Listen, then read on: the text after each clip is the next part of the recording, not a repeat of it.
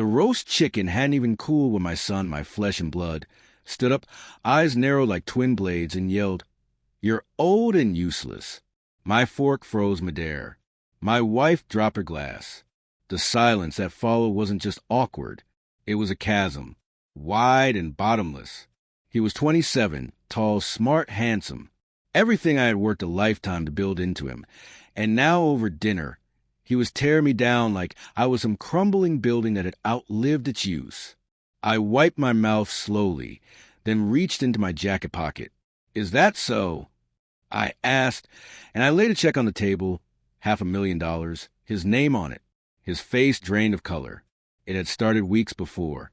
Subtle shifts, fewer phone calls, cold shoulders, the occasional rolled eye when I offered advice about work, about life, about things I had learned the hard way over 60 years.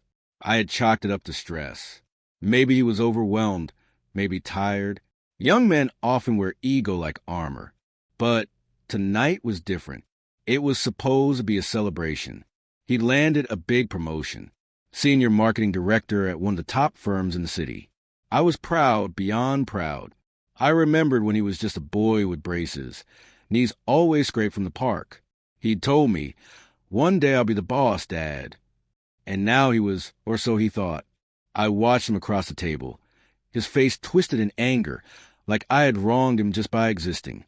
"You don't get it, Dad. You come in here with your old-school ideas, trying to tell me how to run my life. You barely know how the world works anymore. You're outdated." My wife gasped softly. I didn't flinch.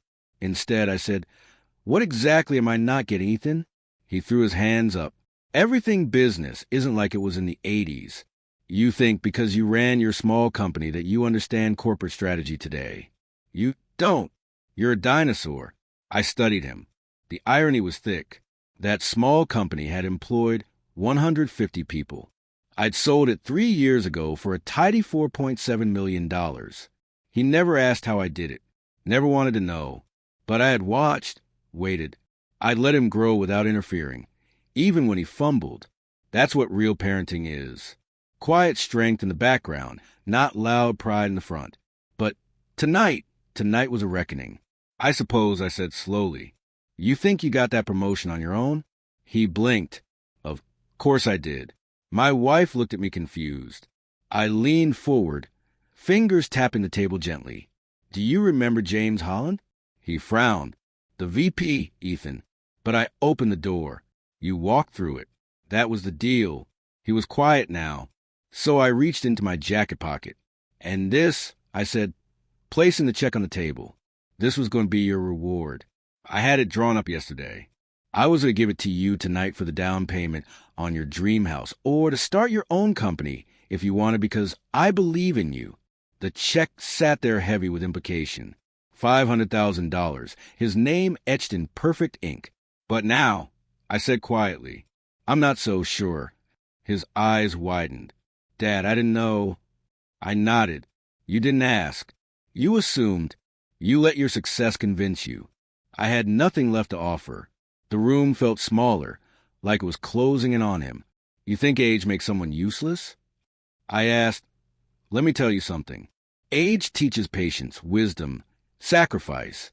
It gives you eyes that can see storms before they form, not just when they hit. You might have climbed fast, Ethan, but I built the ladder." He stared at the check like it was a grenade. "I'm sorry," he finally whispered. "I'm not angry," I said, standing, "but I am disappointed. Not because you don't need me, but because you think you've outgrown the people who made you possible." I picked up the check. He stood up. "Dad, wait. Don't take it." I folded it and put it back in my pocket. "This isn't about the money," I said. It never was. Conclusion. That night, he didn't sleep. I heard him pacing downstairs. The next morning I found him in the kitchen, mug in hand, eyes tired but different. Wiser, maybe. "Dad," he said, "I want to know more about the company, about how you did it, about everything." I smiled. "Good. Then we'll start today." And we did.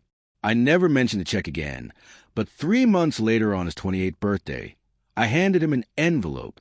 Inside it was not just the original check, but a letter. One line stood out. The greatest inheritance a father can give is not wealth, but the wisdom to use it.